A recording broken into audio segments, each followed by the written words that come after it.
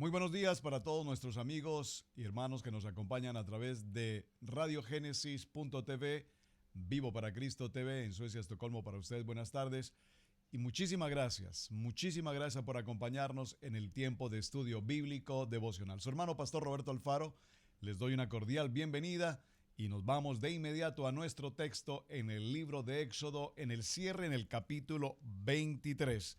No podemos dejar pasar por alto este texto del capítulo 23 a partir del verso 14, muy importante, aunque lo veremos obviamente en detalle cuando entremos a Levítico en el capítulo 23. Ahora, aquí en Éxodo 23 dice, 3 veces en el año me celebrarás fiesta.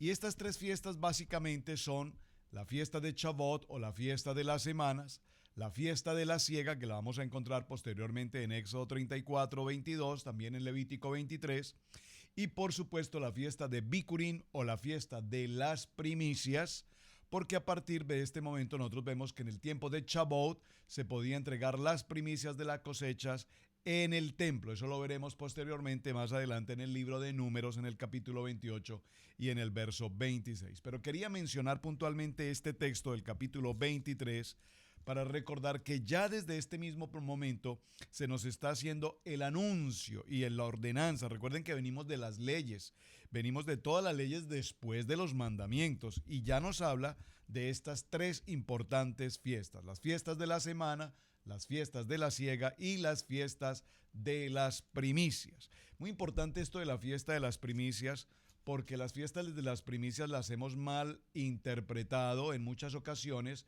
Se habla de las primicias a principio de año y se habla de las primicias en cuanto a traer ofrenda económica, estoy hablando. Es importante que nos detengamos, lo repito, lo veremos más adelante cuando entremos al estudio pertinente, pero que entendamos, para qué entendamos, cómo entendemos. Cuando leemos la palabra podemos entender con claridad cuán importante y cuál determinante son las fiestas de las primicias y repito, no tal vez como nos las quieren presentar hoy en otro sentido muy distinto al que realmente Dios determinó. Punto y aparte.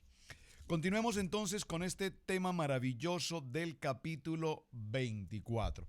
Al capítulo 24 tenía muchos, pero muchos deseos de llegar realmente a este tema, porque en el capítulo 24 nos vamos a encontrar con la respuesta a la tarea que ustedes muy gentilmente contestaron. Muchísimas gracias a los hermanos que me enviaron muy acertada su respuesta. Por supuesto, es la Biblia, es la palabra de Dios. De hecho, que al escudriñar, recuerden que el propósito de la tarea solamente es que usted vaya, escudriñe, investigue. Hoy tenemos tantas facilidades, los diccionarios, las concordancias, las Biblias con tantas opciones, Biblias de estudio. Muy bien. Libro de Éxodo capítulo 24.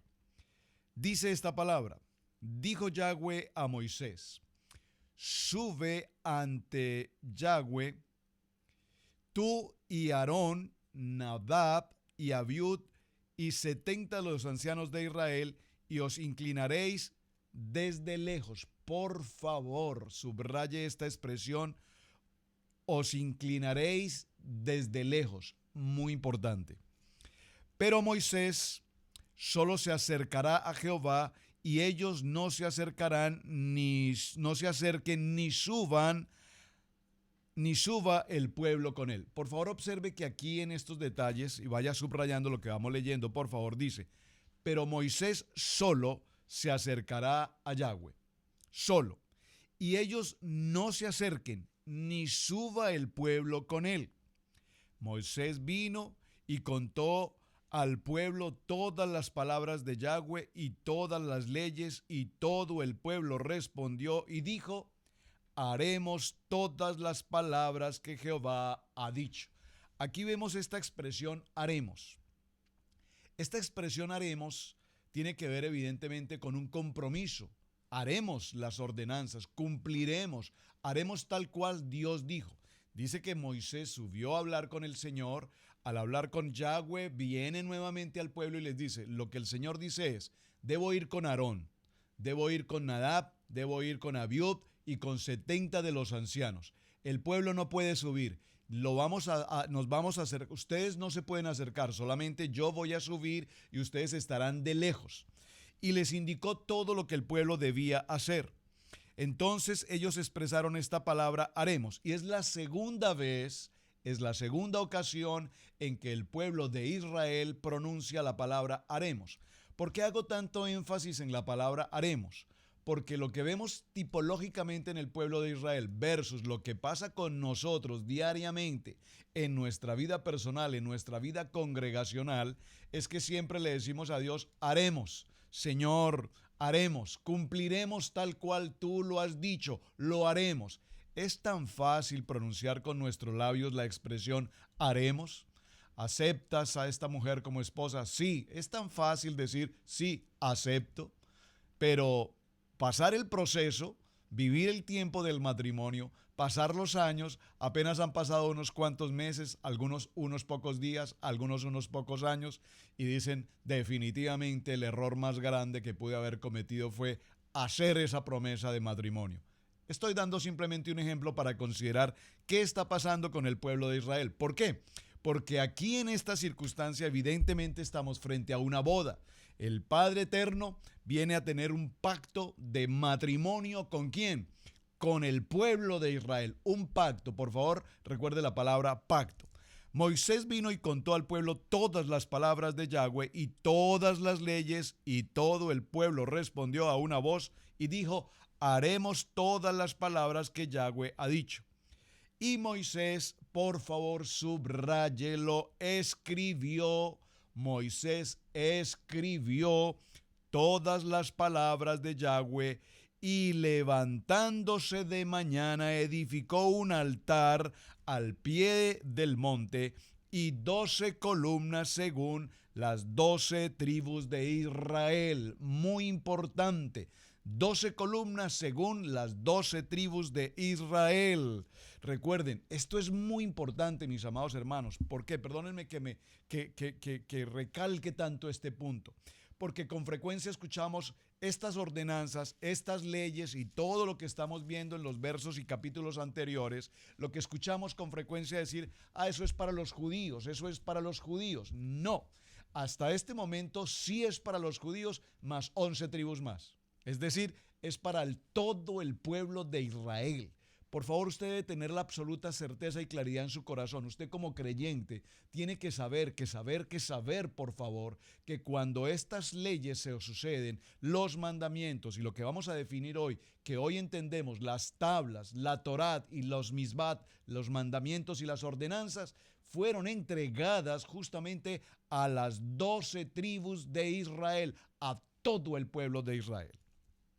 Moisés escribió todas estas palabras, levantó un altar al pie del monte y con 12 columnas según las 12 tribus de Israel. Atención, y envió jóvenes, verso 5, envió jóvenes de los hijos de Israel, los cuales ofrecieron holocausto y becerros como sacrificio de paz a Yahweh. Muy importante, como sacrificio de paz, como sacrificio en una manera de agradecimiento a Dios por todo lo que ha venido haciendo con el pueblo de Israel. Verso 6.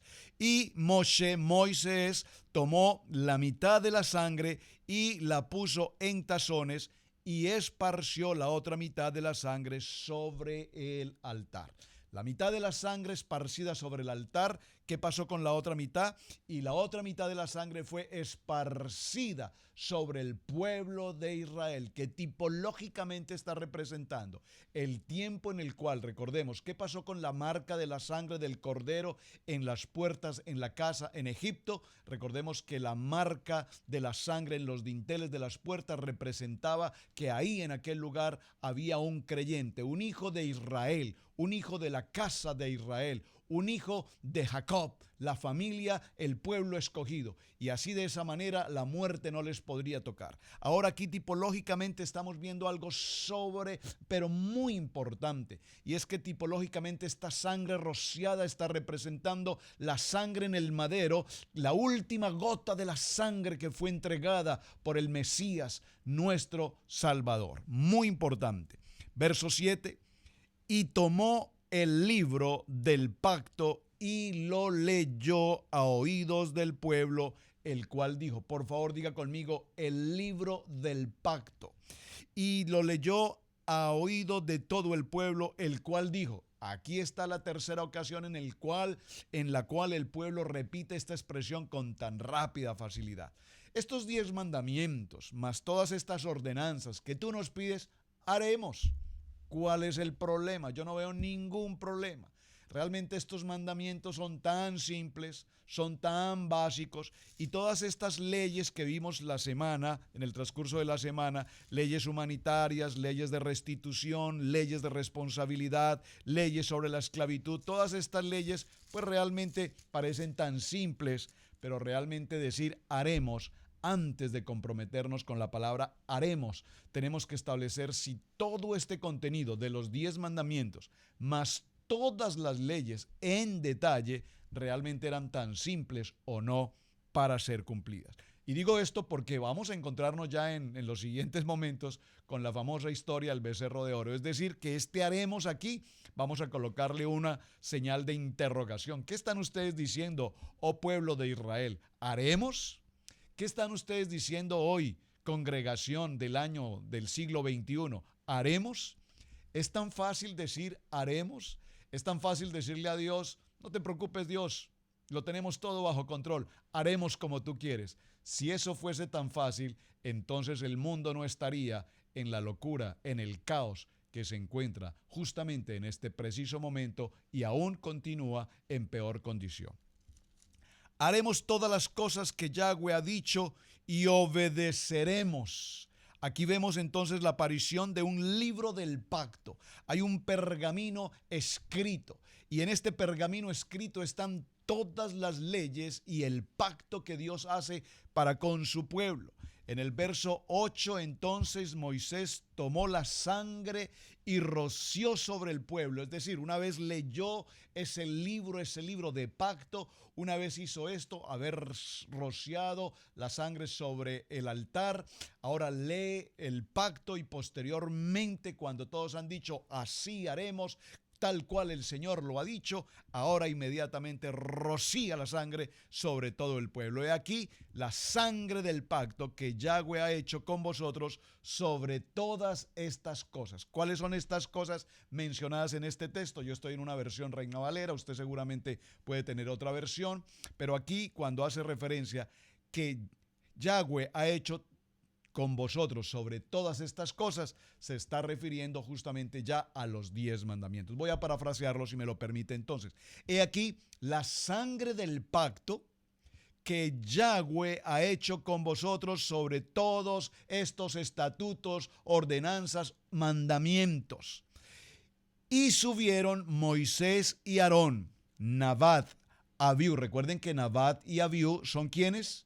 Nadab y Abiú son hijos de Aarón. ¿Quién es Aarón? Recuerden que Aarón es el sacerdote. Entonces, vinieron al Dios de Israel, verso 10, había debajo de sus pies como un embaldosado de zafiro, semejante al cielo cuando está sereno. Atención al verso 11. Perdón, me salté algo muy importante. Discúlpeme, gracias por la corrección. Vamos nuevamente al verso 9. Subieron Moisés y Aarón, Nadab y Abiú, y 70 de los ancianos de Israel. ¿Esto cuándo sucede? Después del pacto. Muy bien. Verso 10. Y vieron al Dios de Israel. Por favor, subraye este texto. Porque aquí la expresión vieron al Dios de Israel, recordemos, mis amados hermanos, que nadie ha visto al Dios Todopoderoso. Número 1, atención a lo que quiero parafrasear en este momento.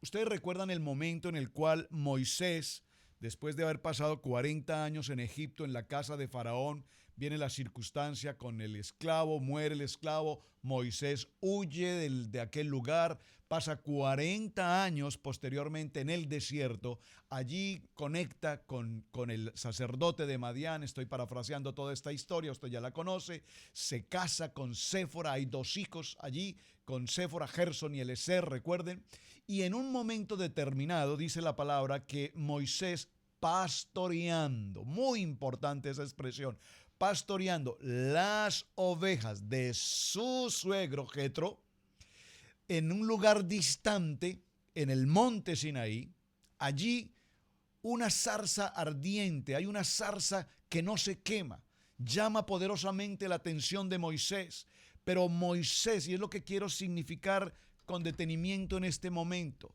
Moisés al mirar esa zarza, dice la palabra que inmediatamente cubrió su rostro. Por favor, dígalo conmigo, cubrió su rostro, porque esta acción de cubrir el rostro representa el temor, el respeto, la honra de Moisés al Dios Todopoderoso. ¿Y por qué hago énfasis en este punto?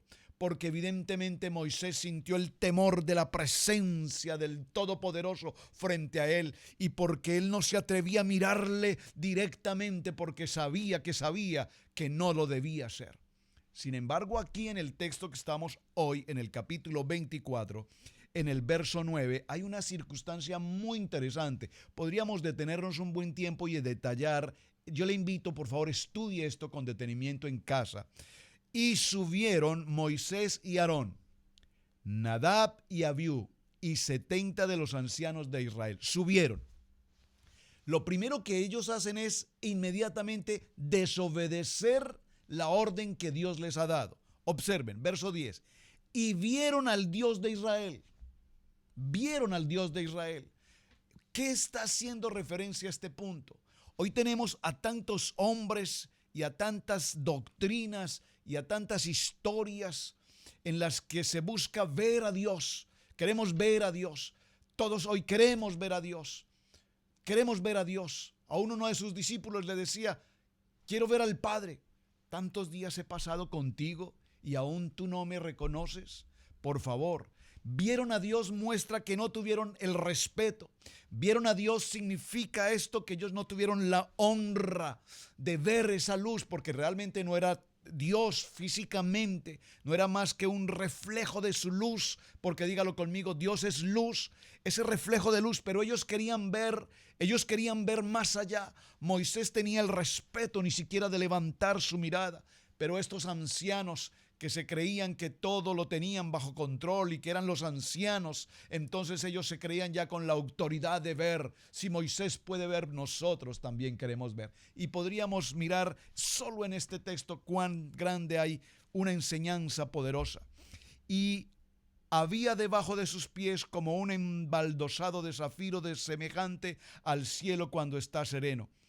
Observen el verso 11. Mas no extendió su mano. ¿Quién? Yahweh no extendió su mano sobre los príncipes de los hijos de Israel. ¿Y por qué Dios no tomó en ese momento a estos hombres que miraron, que levantaron la mirada? Dígalo conmigo, porque era un momento tan importante de celebración. Era el momento más importante en el cual hoy estamos dando respuesta, repito, a esa tarea. Se estaban entregando no solamente las tablas con los mandamientos, sino que ahora se está entregando la Torá. Por favor, dígame un amén. Vamos a ese punto. Mas Dios no extendió su mano sobre los príncipes de los hijos de Israel. Y vieron a Dios, pero además no solamente se conformaron con ver, sino que además comieron y bebieron.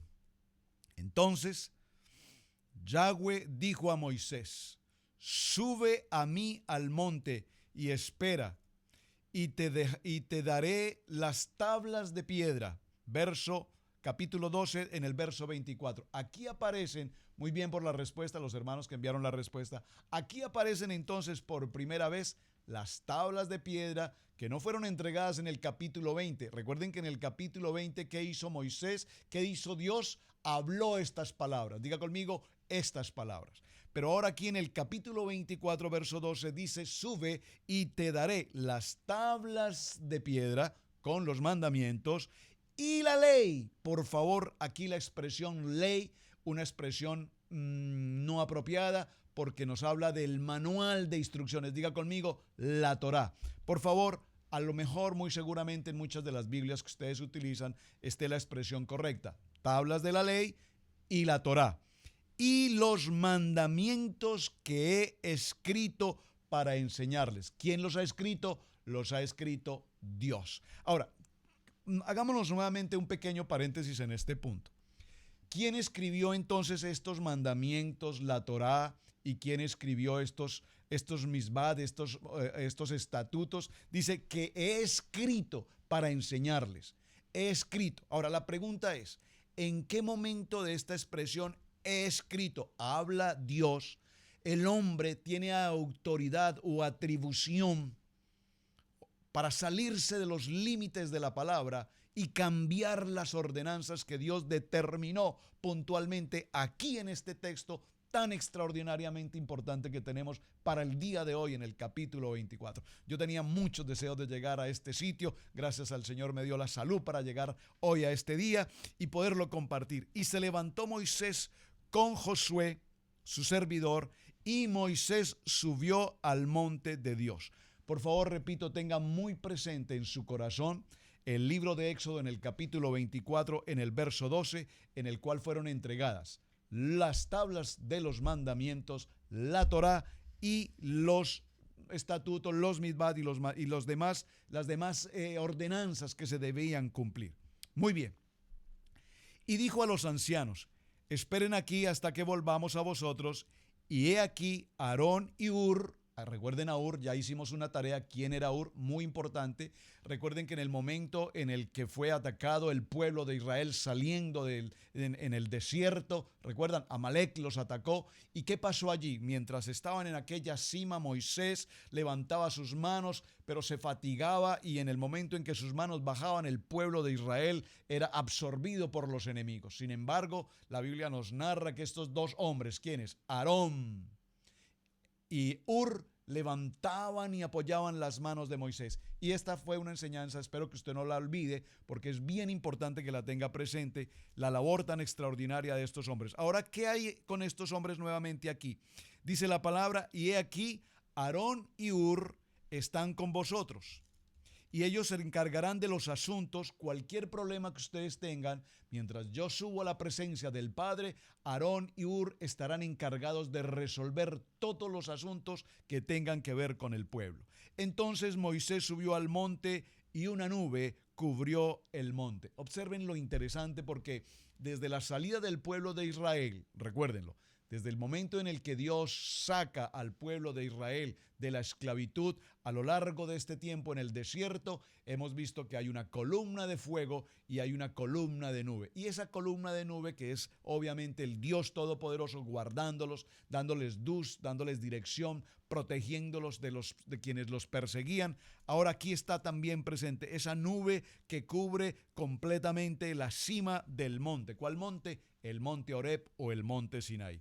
Y la gloria de Yahweh reposó sobre el monte de Sinaí, y la nube lo cubrió por 6 días.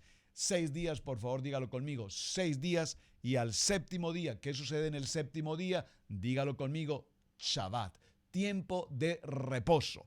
Al séptimo día llamó a Moisés de en medio de la nube, y la apariencia de la gloria de Yahweh era como un fuego. Dígalo conmigo, porque nuestro poderoso Dios es fuego consumidor.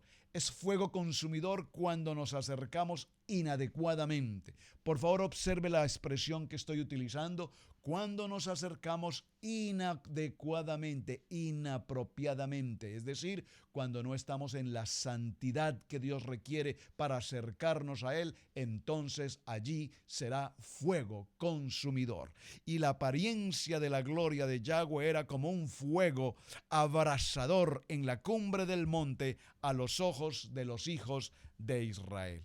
Y entró Moisés en medio de la nube y subió al monte, y estuvo Moisés en el monte 40 días y 40 noches.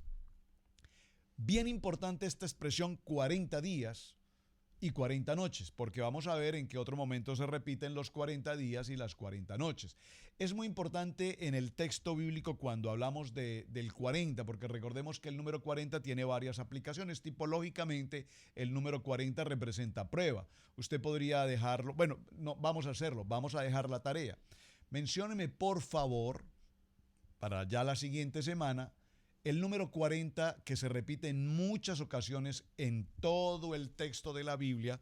Por favor, mencióneme las que mayor puedas hacer, el mayor número de textos bíblicos en el cual nos representa el número 40. ¿Qué representa el número 40 y en qué textos bíblicos aparece este número que, repito, con mucha frecuencia lo va a encontrar?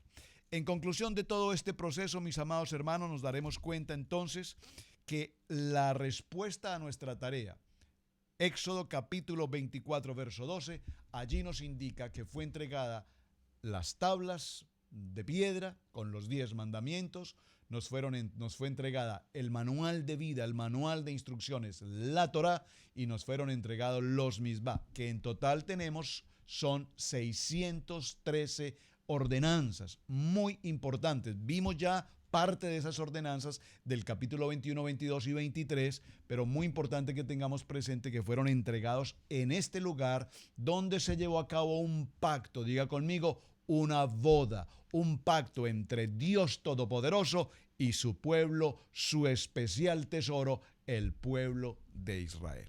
A este punto solamente quiero repetir algo que ya mencioné hace un momento. Si todo esto que estamos leyendo hoy, por favor, que está escrito en la Biblia, la palabra de Dios, que está escrito aquí en la Biblia, ha sido escrito específicamente, directamente por la mano de Dios, entonces la pregunta sigue siendo la misma: ¿qué atribución tienen los hombres en la tierra para alterar, para cambiar, para sustraer o para disminuir un texto que fue escrito por el propósito de Dios? ¿Por qué hago alusión particularmente a esto? Porque lastimosamente tenemos tan marcado como un hombre llamado Constantino en el año 321, de su puño y letra, determinó que el tiempo de Shabbat no se cumpliría más y que a partir de aquel momento la celebración de la iglesia, comillas, recuerden que la palabra iglesia también es una expresión tomada del original griego eclesía, no es. Si usted lee, por favor, todo el Tanakh, es decir, todo el Antiguo Testamento, usted puede hacerlo por tarea, hoy lo puede hacer de manera técnica a través de internet, pero si usted busca en todo el Tanakh, mi amado hermano, en ninguna parte del Antiguo Pacto usted va a encontrar la palabra iglesia. No existe. Si la llegase a encontrar así, iglesia, déjemelo saber. Pero la palabra no existe. ¿Por qué?